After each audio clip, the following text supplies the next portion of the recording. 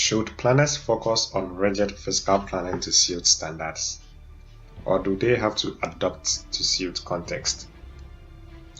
Planning in Ghana is expected to follow a set of rules and regulations, and these are clearly stipulated in a document called Planning Standards and Guidelines.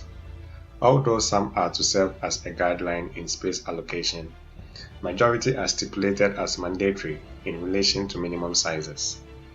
These include the hierarchy of roads, the width of streets, minimum lot sizes, the size of buffers on water bodies, and the size of residential plots.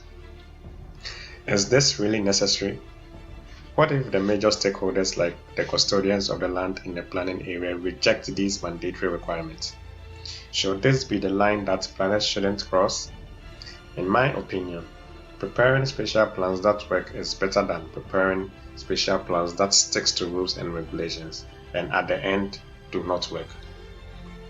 Those who argue for the strict adherence to the planning standards argue that they were derived after careful analysis and prognostication. These standards were formulated to serve as a guide in controlling development and to enhance optimum utilization of space and capacity. Looking at the history of the country, there are instances where there have been fire and disease outbreaks, and this was attributed to the haphazard nature of development. The standards are there to ensure that this does not happen again. However, what is the essence of preparing a spatial plan if it's quite probable that it won't work in the end? The consequences of a completely unguided type of development and its associated problems is an enough motivation for planners to deviate from this practice. With an annual growth rate of 17% achieved in 2004, Kasoa is the fastest growing city in West Africa. In response to this rapid growth, a new municipal assembly with a planning department was created in the town to guide development. Subsequently, a Spatial Development Framework (SDF), which is an equivalent of a comprehensive plan in the United States, was created in 2008 for the development of the town. The SDF had mandatory guidelines concerning plot sizes and the width of streets. In 2012, a subdivision plan for J River, a suburb of Kasoa, was prepared. After the plan was accepted by major stakeholders, the plan was demarcated with posts planted on the ground, indicating clearly the width of streets, the size of plots, the size of buffers along the stream in the area. This road has a width of 100 feet. This road has a width of 40 feet, and this has a width of 60 feet, which is the smallest road.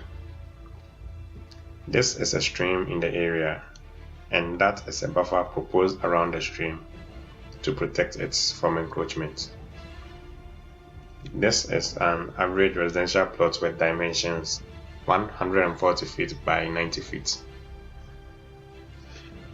With the poles planted, it became easy for the custodians of the land to visualize the plan. They decided that the sizes of the plots were too large, the buffers on the stream was too big, and the width of the streets made no sense. The planning department also stated that this is the mandatory requirement in the SDF and that they cannot change it.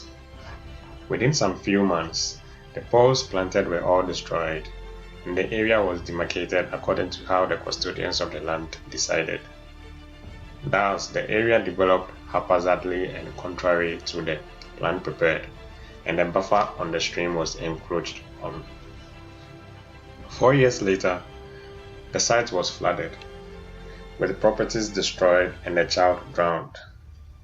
And then the blame game started. The planning department accused the custodians of the land for neglecting the plan, and the custodians replied that they were acting in their economic interests. I think that the blame should be leveled on both parties.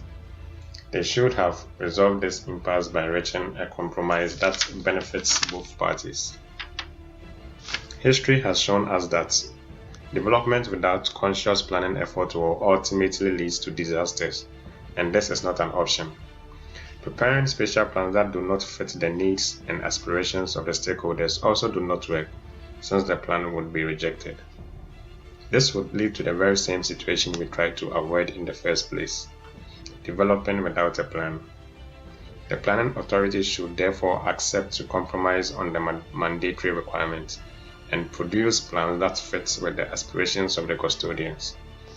The approach to planning should therefore be a community-led one, with a blend of community aspirations and some form of technical knowledge on development.